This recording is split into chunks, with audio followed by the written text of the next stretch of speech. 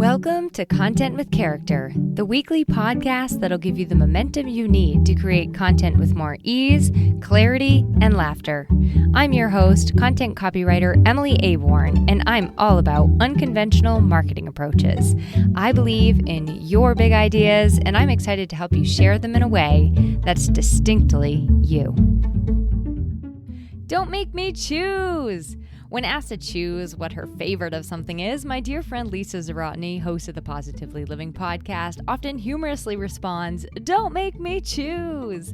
Lisa, like many of us, doesn't like being limited in her choices, put in a box, or forced to focus on just one thing. However, at the same time, she's great at prioritizing and focusing on the important stuff with clarity. In today's episode, we're going to talk about how to choose what to share in your marketing with limited time and resources and an abundance of options. Hi, welcome back to the Content with Character podcast. Today's episode comes with a kind of meta backstory. And by meta, I don't mean the Facebook and Instagram technology conglomerate. I mean meta as it refers back to and is about itself. It is the lesson therein the lesson. So at the time I'm recording this, I've done quite a few strategy sessions recently that have been really focused on helping people to narrow things down, make decisions, choose. Anything from platforms to places they show up to directions that they're taking in their businesses, content themes, niching, all of that. Lots of choosing going on over here with folks. And personally, I've also had to make two pretty substantial decisions recently, as well as a bunch of, as we probably all do in our day-to-day, minor decisions. So I've been sitting with this question, which you probably face often too, which is the question of where to show up, where to put my energy in both online marketing and in person, just like building my business, building relationships. And so I think originally what brought me to this specific episode was that sort of question that I've been sitting with, which is like, how do I choose? How do I know what is worth my time? Is this even worth it? And I was kind of looking at it in regards to a couple of specific activities that I do in my business. But the reality is, the fact is, there's a lot that we have to choose from on a regular basis because there's a lot out there to choose from. We are spoiled with choice. There are new opportunities that pop up all the time. There are priorities, tugging and pulling, people sharing new ideas, new concepts, new ways, new paths, new directions, new things, and a lot of ways to show up too, right? And we just simply cannot do it all. Well, I don't know about you, but I simply cannot do it all. So when I sat down to work on this month's episodes, April 2024, I popped into my, Content with Character idea sheet. Just kind of where I jot down things I'm hearing, things that pop into my brain that I want to talk about. Now, that idea sheet is 135 ideas deep, and I add stuff to it all the time. So basically, all that to say, I hope you like me because we're going to be here a while. But despite having all those ideas that really, realistically, they're like ready to rumble. They're ready to roll. But despite having all those ideas, as I was mapping out the month of April and deciding what I wanted to focus on, I could not for the life of me choose. I couldn't choose one idea. I couldn't choose one focus area. Nothing was really calling to me or jumping out. And that right there for me was my answer. Whether you have a ton of options and a ton of ideas or you don't have any yet and you're kind of starting from scratch, how do you choose? That is the question that I'm hoping to help you answer today. All right, now for the meta part. Here's the funny part. Here's the meta part. I actually already recorded this episode. I sat down on a Saturday morning, jazz hands raised, and I recorded this episode. I already did it on how to choose. But in my excitement to share it with you, I got a little overzealous and I covered way too many things. I did this episode on how to choose the direction to go in your business, how to choose tools and platforms, how to choose what to share, how to choose who to work with, how to choose.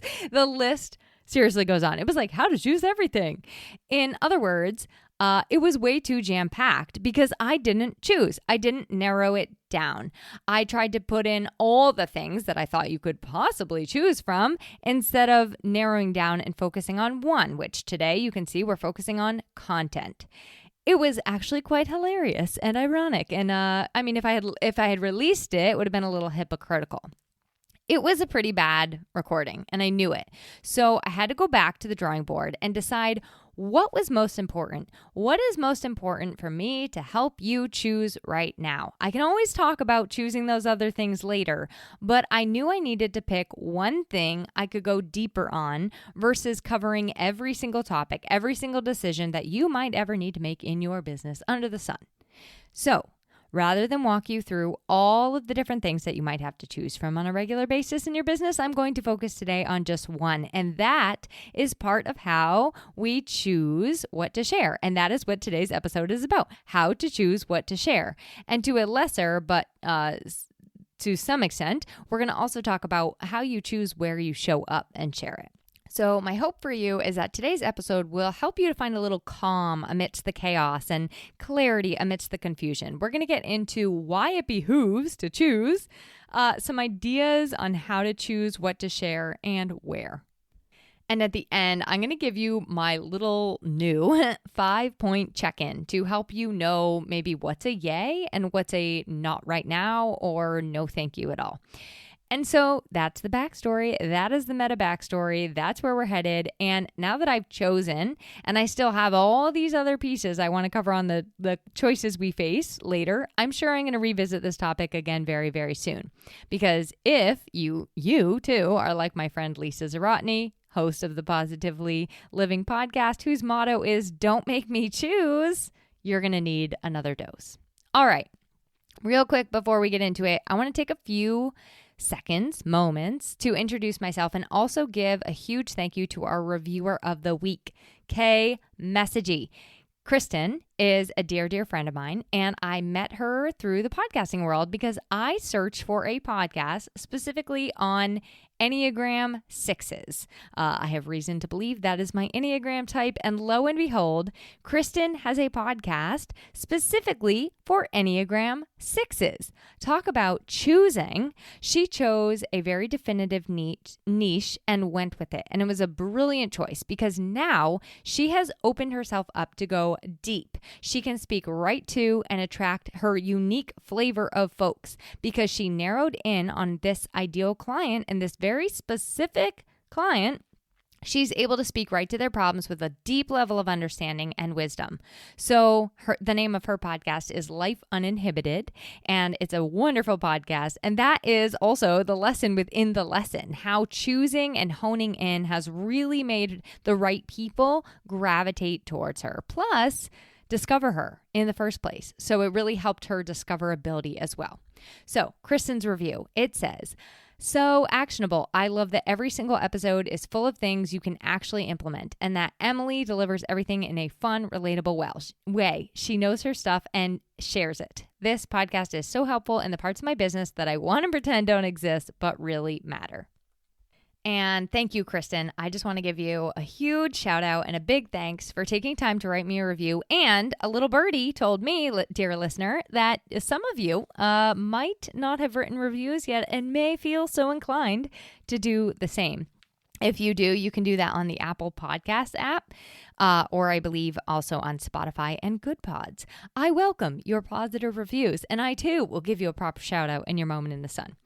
Okay, about me, in case you are new here or in case you just simply can't get enough of hearing about who I am, I'm Emily Aborn. I'm a copywriter, and obviously I'm the host of this podcast, as well as host of the She Built This podcast.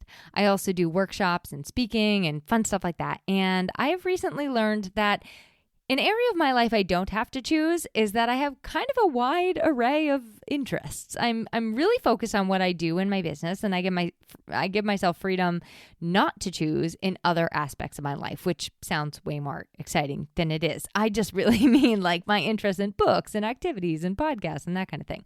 Anyway, you can learn more about me, my work, who I am as a person, and connect with me, send me questions, thoughts, etc. by going to my website, emilyaborn.com. And if you prefer connecting on social media, you can find all of those links there as well. I also include pretty detailed show notes. So anytime I mention something that is a resource or another way to connect, it will be in the show notes. All right, so let's get into it. Let's start with why choosing matters in the first place. So I actually came up with 4 reasons that choosing is important. First off, making decisions when it comes to what you're sharing, when you're sharing it and where, helps you to gain clarity. It also provides clarity for the people that you're sharing with. As I said in putting together this episode, when I didn't choose, I confused. I mean, I even confused myself. Like, I was like, wait, am I offering productivity advice? Am I like being a business consultant? What kind of solutions am I offering here? Project management tools, content creation help, marketing tools? Like, I just wasn't choosing. I was confused, and therefore you would have been confused. And I'm not suggesting that we put ourselves in boxes or try to fit ourselves into molds. All of those topics may make a good fit for me to talk about at another time. And in some cases, maybe it's in another avenue or another medium, right? But what I am suggesting is that in the wide array of things that we have to choose from, knowledge, expertise, topics, the problems and issues our clients are facing, if we don't make certain choices to focus in on and hone in on our message, it can get very lost and also confusing. So this is just a gentle nudge to find a really cozy, comfy, spacious, if you like, a lane and stay in it. Don't try to talk about all the things to all the people in all the places all the time. On that note, secondly, we have limited time, energy, money, resources, and realistically, you just cannot be running in a million different directions. You can't be obligated to all the things, doing things that aren't really valuable or pouring into you or others in your life in some way. And we'll get into that in a minute, because what does it mean for something to be valuable? Well, it's not, for me, always monetary. And I cringe when I hear people ask, like, what's the ROI, right? As the sole basis for decision making. But at the end of the day, you do have to choose, because you are not superhuman. Well, you are superhuman, but you're not that superhuman. So you have to focus your time, energy, money, and resources.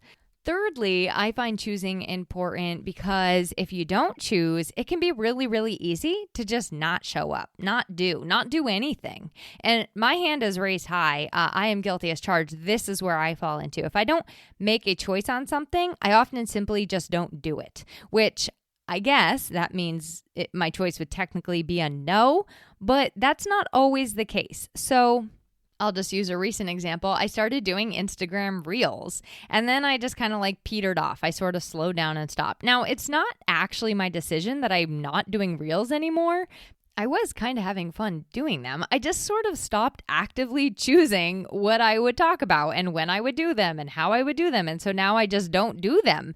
And I've made this mistake with making decisions in events and things like that. Like I'll say, oh, I'm going to choose later, or maybe. And then I just never end up choosing, and I stay in that maybe territory forever. And then bada bing, bada boom, I miss out, right? So that's the third reason is, when you don't choose, it can be easy to give yourself a pass, not to show up, not to do. And number 4 brings me to my last one. You miss opportunities and possibilities when you don't choose. Kind of ping-ponging off that third one. Recently, I had something on my calendar, and it was on my to make a decision about list. And because I never ended up making a decision, I missed out because it sold out. And it's fine, because I do believe that it all works out exactly the way it should. I'm where I'm supposed to be when I'm supposed to be there. But at the same time, sometimes not choosing can bite you in the butt. It can actually cause you like late fees, right? Or a chance to connect with somebody that you really want to connect with, or a higher price tag. You get the idea. So choosing, you can miss out on opportunities. When you don't choose, you can miss out on opportunities and possibilities. And then I think I would just add one more reason in case 4 is not enough. And that is, I really think that there's a lot of power when we decide, when we have an intention and a direction behind what we're doing. And making that active choice is a reminder to yourself and to the universe, if you believe in such things, that you're choosing this. No one is making you do this. You're carving that path for yourself. You mean business and all that other good stuff. So let's get into how to choose. How do you decide what to share? Whether you have 135 ideas on a list like I do, or you have 50 terrible ideas on a list, which I have another for something else, or you don't have any ideas. How do you decide what to share? So first off, I want to invite you to consider where you're starting. where you are now and where you want to go. And what I mean by this is that what we share depends on a couple things. What our goals are in our business or what we're hoping to accomplish. So I recently did an episode on choosing a content strategy that works for you. I'll include that link in the show notes because there are actually a bunch of different reasons that would propel you to create content in the first place. Anything from brand awareness to lead generation to thought leadership. Even expressing creativity is something that you may want to accomplish, and that could be reason for you to be creating content. But nobody can really decide what your reason is except for you. Nobody can decide your why for you. I mean, you can get really, really good guidance on it, have somebody ask you the right questions and get help, of course, but you and really only you can decide what the point of all of this is for you. So one of the ways that we can make our decisions on what to share is what our goals are in our business and what we're hoping to accomplish. Another is, where we are in our businesses right now. Like depending on the phase that you are in your business, the season that you're in, or whether you're just starting out, like it can make a big, big difference on what you choose to share. And the other thing you have to consider when choosing is who you're talking to is and where they are. And I'm not talking like geographically, but where they are psychologically, where they are in their awareness of what you do, where they are, where are they coming from? So all of those factors together are going to help get you going in the right direction on how to choose what you share. And I'm going to give you just a quick example of a couple of those. So let's say your goal in creating content is to be seen as a thought leader and to land speaking opportunities and podcast guest spots. Your content's going to look different. What you share will look different from somebody whose goal is to attract one-to-one clients, or somebody who's just educating and providing resources, or somebody that's creating a community, right? So the answer to that question alone gives you a lot of guidance in what to share, like what your goal are, what you're hoping to accomplish. Secondly, where you are in your business right now. Like I said, I recently did an episode about where we talk about the seasons in our business, and I'll definitely make sure I add that to the show notes too if you missed it and it piques your curiosity. But not only do we go through these different seasons in our business, like planting, blooming, growing, harvesting season, we also have to go through like the basic phases of business: planning and preconception, startup, growth, maturity, right? And that will also determine some of what we share, when we share it, and also how and maybe where we share it. So a lot of that, like, for example, preconception and planning content is going to look like, hey, get ready. This thing is coming.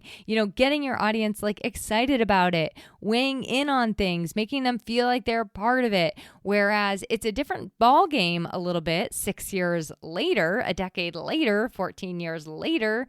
And at that point, you're going to be the one needing the cheerleading and the pep talk sometimes, right? But even when it comes down to creating or sharing about something new, the beginning is a little bit of a heavier lift, right? So it's going to look different depending on where you are in your business. And then lastly, where your clients are, where they are both with the problems that they're facing, their awareness level of what you do for them. And this is one of the biggest factors, I think, to consider when deciding what to share. One of the phrases I live and breathe by as it relates to business and marketing content is that content is a bridge. It connects what they need, what they want, what they're feeling, the possibility you offer to you, the solution. And personally, I don't like to create my business content specifically without taking into consideration the person on the other side and what they're feeling or what they're going through. I want to create it from a place of being helpful for them. Now, that said, I know that that's not the end all be all, and I know that you're going to find conflicting information on that. So that's just the decision I've made. You have to decide what's right for you. When it comes to other little creative avenues and ventures, like, it's fine. I just let it be creative and artistic and for me and me alone. But when I'm writing or creating for my business specifically, I do make it about the person I'm speaking to. I make it about you, what you've told me you're feeling, what you are thinking, what you're struggling with, what you're trying to choose between. So that's kind of the foundation, the basis, if you will, for how we can start thinking about what we choose to share. And then let's talk about a few ideas on choosing what to share. I have a couple like sort of lenses you could put yours through. Also, on this note, I think now is a good time to say that something I love helping people with is mapping out content, getting really clear on what they're sharing and when, not just what to share, but actually how to come up with ideas, map out timelines, put them into dates, organize all the ideas you already have, brainstorm things together. So one of the ways I do that is in strategy sessions. Those are 1-to-1 90-minute sessions. We get a lot done. And if after hearing this episode, you want something a little more hands-on, the link to that will be in the show notes. One thing I think is important to note in choosing what to share is that when you follow somebody else's specific framework or somebody's specific content calendar, those things can end up being I'm speaking specifically to things that are templated or canned or prompts. It may work for you. And it also may not work for you. And that's okay too. I've personally been a person who's never really had any success with that. I'm always happy to share with people like what I do, but also realize like it might not work for you, or we might need to bend it a little bit to make it work for you, because I'm a rebel and a lot of people I work with are rebels too, because what works for somebody else isn't always the solution for all of us. There's just no one size fits all approach to any of this, especially not content.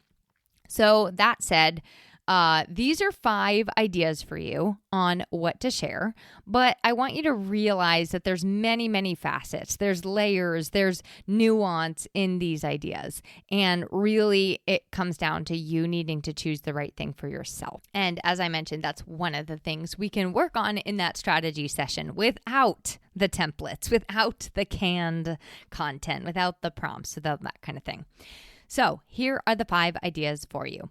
Number 1, you can share based on things that you want to promote in your business. So I'm thinking like, one-to-one sessions, membership, services, products. Some of these things in our businesses are timely, right? So maybe we have limited stock, or there's things that we need to get rid of from our inventory, or we're trying to like make way for new stuff, or we have new stuff to share, right?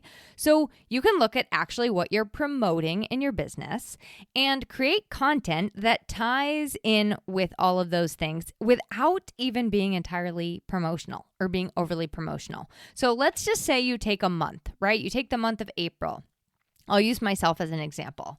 I do something called a brand messaging guide for my clients. And during the brand messaging guide, I go through their entire business with a fine-tooth comb, and I give them a roadmap, which is really just a reflection of their voice. It guides them in what to share in their content, where to share it, that kind of thing.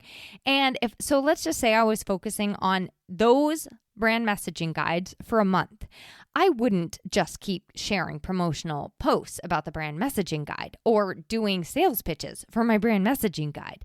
I would talk about things like finding your voice. Maybe what is a tone? How do you define your mission statement? What is your vision? Why is brand messaging important in the first place? And knowing me, I'm a give away the farm kind of person. So I would probably just start talking to people about how they can take action without even needing me to do it for them to get them started, how to pull some of those pieces for themselves. So when you make a thing in your business that you're promoting, you can use that as your starting point for what to share. You could make an entire month of it, right? And don't get trapped into that thinking that, now this means I need to do 100 promotional posts about this thing that I'm trying to promote, because there are a lot of other ways to use that same concept in educational posts, promotional posts, personal and inspirational posts, foundational posts, like meaning the who, what, why, where, when, how, all of that stuff. So you can really make a very robust content strategy or content plan, or you can create a lot of content, let's just say it that way, around something that you're trying to promote in your business. Number 2, the second idea is to structure what to share around seasonality in your business. Health and wellness was the first one that popped into my mind as a good fit for business owners who could do this. But really, it's just like businesses that relate to the outdoors or travel or really any seasons, okay? So contractors, indoor versus outdoor, painting as an example. I used to write for a landscaping company, and we would focus on different things that homeowners needed to be thinking about in the spring, the winter, the summer, the fall. So I would venture to say you could use this in a lot of different ways. But the other example is like not just weather seasons, but like tax season or quarters or other things that happen throughout the year that affect your ideal client. So for example, if you're a bookkeeper, this month, we're talking all about, a CPA, we're talking all about 1099s, right? Because it's January and we want to make sure that in April, you have all of those W-2s from people now instead of when it's too late on April 15th. Or maybe you set people up in January to be ready come April with different tools and tips and things like that. So that's just an example. But seasonality can be a really, really great way to help you choose what to focus on and share in your content. The third idea, and this is like one of my favorite, is topical themes. Last year, I did an SEO project. I took a 9-month SEO course with my friend and colleague, Erin Alila, and we focused on topical themes every single month to guide us in what to share. Now, I've actually done this in my content as well, like since the get-go, but we did it in a sort of different way with her. So usually I focus on just kind of like a feeling or a vibe or like an overall, like, I don't know, just a focus, right, as my theme. And it just kind of helps me know where all my ideas fit in through the year. But in Erin's course, we really focused on topics. So we were pretty selective in the things that we did. So one month, maybe I talked specifically about repurposing, for example. What I love about topical themes is that it really helps me to know where all of my ideas fit, how to break them down into additional or smaller pieces. And the best part, like the very best part, is that it gives your content a sense of cohesion. It helps you to go deeper on things versus, spread yourself so thin, talking about all these things all the time. And I think you really deepen your own learning of the topic as well. Like you really sink in and get cozy. You have leg room to explore that topic. So I'm a big fan of topical themes, however those may look for you, but I am a big fan of those. The fourth idea, and I also love this one, is to choose, I love them all, but I'm just saying the ones I really love, okay? The fourth idea is to choose one niche at a time, one person, like one type of ideal client at a time, one problem at a time. So this is another example of where this episode ended up being kind of like the meta story, because initially I had this episode walking you through choosing all the things. Like I was just like, I'll speak to everyone and all the decisions they could possibly try to make. Whereas with this one, I really narrowed it down to a single problem, a single niche, just like my friend Kristen Messagey does in her Enneagram 6 specific niche. And now it's so much easier because I'm just talking about one problem versus like, I don't know, I think I had like 7 or 8, honestly, in that first episode. All right, last idea number 5 on helping you choose what to share is taking a more inside out approach. I mean, I do think that to some extent, these are all a little bit inside out, but this one is truly inside out. And that is simply to share based on what is pulling at you, what is inspiring you, what is interesting you, what are you curious about right now? And I do love this. I might try it again sometime soon. So watch out. The wheels might come off. The training wheels might come off. But really, sit down and make a list and just kind of like see what's piquing your interest right now. See what is fascinating you, what's catching your attention, and how much of that could you maybe share around in your content. So once again, recapping the 5 ideas for choosing what to share are to pull from things that you're promoting from right now in your business, or focusing on things that you're promoting right now in your business. Choosing from a seasonality approach, choosing based on topical themes, choosing a defined niche or problem, and deciding to choose just from what feels most exciting and interesting to you this month or this week. And I would be remiss not to reiterate just one more time. If you need help idea generating or streamlining all your ideas or figuring all this out a little bit more granularly, I would love to have that strategy session with you. So make sure you check out the show notes if that is of interest to you. And I can't let you go without touching very quickly on where to share this stuff, where to actually get visible, where to connect, how to choose what is worth our time. Because, there's a lot of podcasts I want to be listening to and books to read and shows to watch and things to learn. So I need to be selective about where I actually show up. And, we're very lucky in that we are flush with options. And at the same time, we have to remember that we have lives and families and other things that interest us outside of our businesses. So we just simply cannot say yes to all the things. There's not time for everything. And realistically, not everything is adding value. And by value, I said at the beginning, I don't strictly mean ROI or monetary value. It can be valuable just because you enjoy it or because you're learning or because it's going to help you to give back to your clients in some way, or you're connecting with others, you're helping someone else, you're building relationships. There's so many reasons something could be valuable. So when I look at like social media platforms alone, there's Instagram. And then on Instagram, there's Reels, there's stories, there's posts, there's lives, who knows what else. On Facebook, there's Facebook groups, there's business pages, there's personal pages, there's lives, which are just Reels, I think. There's stories. So there's a bunch on just those two platforms. Then we have the other stuff. Email, podcast, blog, networking, right? The chamber, community-based groups, organizations, Rotary, BNI, online stuff, coffee chats. And then we have the other stuff, the other social media platforms, YouTube, LinkedIn, Threads, TikTok. The list literally goes on and on and on. So just from what platforms you choose to where you actually want to physically be, there's a lot. There's a lot to choose from. And here's some things I like to consider when I'm making these decisions.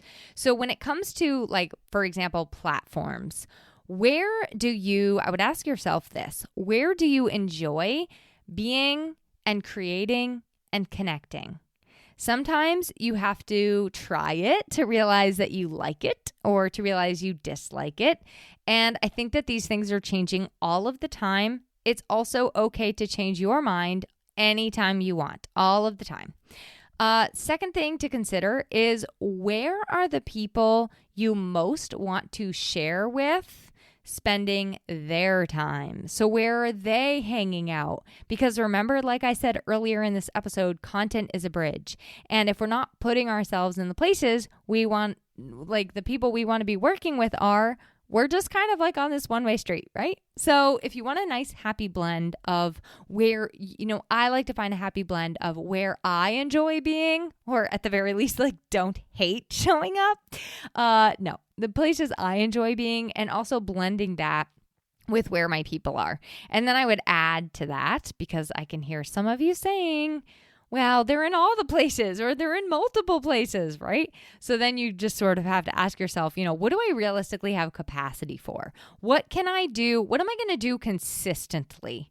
And then when I'm looking at consistency, how often do I want to do those things? Because consistency can look weekly, monthly, daily, right? So what frequency can I really stay consistent with this thing? And that right there will give you a lot of information. If something happens on a weekly basis and you can't commit to that weekly basis consistently, that's a no, right? And that leads you to saying, well, I just don't have capacity for that right now.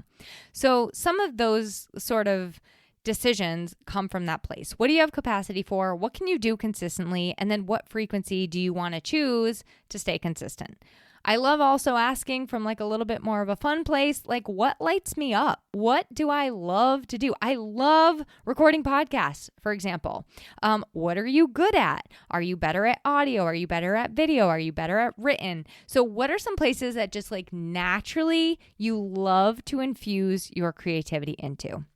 And I'll get more into that soon, because I have some thoughts over here about connection, where we connect, how we connect, but I'm going to put a pin in that now because obviously I've gone on a bit longer than I even like already, and I still want to take us home with my little 5-point check-in. So when you're trying to choose something, these are just 5 things you can walk yourself through right then and there. And I think that I could apply this to most things. I just used it last month when trying to make a major decision about somebody that was actually looking to hire me. So this is my sort of how to choose Emily's 5 G's on how to choose. And this is not to be confused with the actual 5G because I know little to nothing about telecommunications. Okay, so the 5 G's. G number 1, gut. Is it a yay or a nay in my gut? How do I feel about it? Pretty quick gut response. Sometimes I have to ask myself in here a question in a different way because I will get a little bit of a mixed up response.